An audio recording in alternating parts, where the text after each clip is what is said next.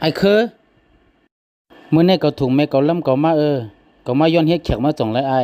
เมื่อกว่าเฮ็ดอีสังล่ะถึงที่เมมาปดสลัมเฮ้ยซาเลียงมาเลยเนี่ยจะยาวคันหน้าเฮ้ยกินมากก่อนแล้วกำนายเฮ็ดข้าวผักกินข้าวจ้ำเฮาเลยน่ะเอาคันหน้าไอ้คือเมเมอในลีเตียวลาดความก็โอนอ่อนๆอยู่ซ้ำกันก็เหมือนหนังว่าเป็นอ้วยก็กันก้อยเหมือนแม่เก่าต่อซ่าอย่างหน้าเฮ็ดไปว่านั้นเลยอ้ายกำบ่กินข้าวเย้าปอกมือกว่าแลกำเมมาดิไม่เสอมันมาไม่เสอตาเกาละอ้ายเขาเฮ็ดสังกอมถูกเสอมันเขาเรียนพงก็มันว่าเขากินข้าวก็มันว่าเขานอนก็มันว่าเขาป้อมจางเฮ็ดหือแม่ก็มันหมอลาดลีเขาต้ำไขลัดตัวมันเย้าเมื่อก็ยอมเรียนพงอีกนึงแลกลางคำเช่นน่ะอย่าปีเล่นตัวปอลึกนอนเจ้าลูกเจ้าป้าอยู่ลีก็เตเข้มปอยก็ย่ามือตั้นจอยเทียมกันหน้าเฮือนอีกนึงต้องไม่เขาก็อย่าไปกำลัดติ๊กต่างลองเต็มลาดเย้าเพราะว่าเมื่อเรียนพงตัวปอลึกการเจ้าเก่าก็เจ้าเก่าเฮ็ดแม่เมื่อในก็เต็มว่าสังหังเมื่อหนังเก่าเมื่อเฮ็ดถือฮู้ว่าแม่เก่ามันลาดเก่าจึงไหนเมื่อว่าแม่เกาหลีแม่เก่าเปิ้นเมื่อกินหมากไม้ให้เมื่อเฮ็ดแขกเขาขนานก้อยแม่เมื่อรู้มันเฮ็ดเขาพักเลี้ยงเมื่อมาหลาย10ปีแล้วต้องเมื่อซ้ำยำเฮ็ดเขาพักเลี้ยงโปเมเมื่อสิตานึงเขาทำมารู้แต่ก็หลีเมื่ออสักมีกาหือยาววันเกิดเมื่อแล้วจงมาต้องก็ต้องให้ก้อยเพราะนั้นแม่เมื่ออสักมีกาหือยาววันเกิดเมื่อแล้วแม่เก่าก็อสักตีละอยู่40ปลาย50แต่เตรียมไปไล่วันเกิดมันยามเฮ็ดวันเกิดเมื่อตัวแลวันเกิดแต่ก็เมื่อซ้ำต้องวันเกิดเมเมื่อซ้ำต้องไล่สังว่าเมื่อถามเมเมื่อวันเกิดเมื่อแล้วเฮ็ดถือก็มันติดตอบไรกำเหนียวเย้าเมื่อลาว่าเมื่อคอยเกาอยู่จ้อมเมเกาเหมือนหนังว่าเป็นอ้วยก่อกันเกาทำมาด้วยรู้สังว่าเมื่อเฮ็ดวันเกิดอ้วยก่อเมื่อมาวักมาแวกมีโปเมเมื่อกวยสังว่ามันเฮ็ดวันเกิดรู้ส่งมาติดตอนโคตอนมันกำหู้ให้อายเมเกามันยามเฮ็ดวันเกิด10ปอกเมื่อว่ามันนำยามเฮ็ดก็มาถูกลีต้องไว้สังว่ามีข้าวยามก็เฮ็ดปันเขานั่นน่ะกวยกาเกาเป็นลูกชายเขารู้เกาในก็ต้องเป็นผู้เยอะเจะอยู่เมื่อไปเป็นผู้เยอะกวยกาเมื่อในก็เยอะเย้ารู้ส่งเมื่อยามไม่เสือตอนตาเมเมื่อเต้หือจงเมื่อยามถามว่ามันเฮ็ดการจงเฮอมันเลยเจอกินสังซื่อแน่เมื่อกลุ่มม่วนว่าโปเมเฮาเฮ็ดปันตอนตาเฮากูซื้อกูลองแน่เป็นลองธรรมดามันกอยจงเมื่อยามม่วนว่าเมเฮาในก็เป็นกวนเยาก็เป็นผู้หญิงมันในก็มจะเครื่องจากเขาในก็หลัวเฮาไม่เสือตอนตาเขาหนังเก่า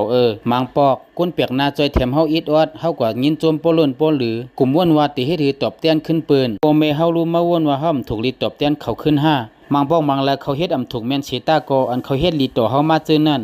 เมื่อดีลืมไปซิง5มาหลู่ไลฮู้ว่าตีเนื้อเมืองกวนในปอแม่เฮาไม่เสือตวนตาเขาอีเสียปืนป่วยกะเขาเป็นก้อนฮักเขาหรือเสียปืนกระปองมือยาวอายเขาติมือยอมตั้งพิธีเมเก่าก่อนต่างวันพอเมื่อตันก็มาเหลกเขาเลยนะอาย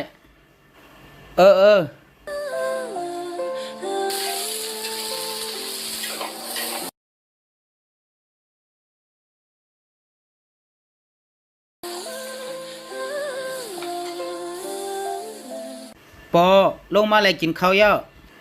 มาเย้าซาเลียงปอกมือยาห้าลูกแม่ว่าให้มันเฮ็ดแขกเขาไหนมันละว่าแม่มันไหนก็เฮ็ดเขาพักเปิ้มันไว้อยู่มันไหนก็เลยปอกมือกว่าเย้า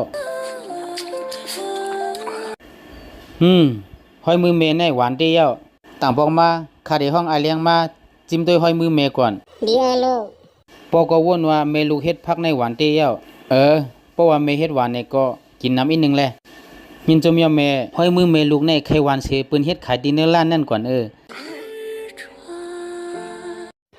สมามีลองสลันแน่เฮามาไปสู่โรงการทางแต่แลไปทางกำนึงนาการเฮาไปเย้าหลีปนนั้นเฮาได้ปอกมือเฮ็ดข้าวพักปักดาสูยินจมยอนะเป็นสร้างสุดิยินจมเฮาเฮ็ดสร้างล่ะติดต่อสูงเงินจังจับมามีเนื้อท้องเฮาในมีอยู่เหียงนึงมื้อในการคำอ้อยก็เฮาเฮ็ดวันเกิดเฮาไขกวาดตอนมันสิ5ปากเอาเลยใจรถเฮามีน้ำมันเย้าทางได้แต่แลใส่อยู่3ปากเอาเลยปีลีต่อเฮาเตี้ยอย่าไปลาจังนั้นเฮาเป็นก็ฮักกันอำดูเกียงจะเฮาบ่ตันนั่นใจมื้อในวันเฮาห้องอ้อยก็ไว้ว่ากินน้ำหมักเอากว่าตั้งเสียงเลยเอาเงินปันเฮาตั้งเสียงตั้งหมดยาสุดได้เฮ็ดหรือปอกมือเฮาก็ไปมื้อทาร้อย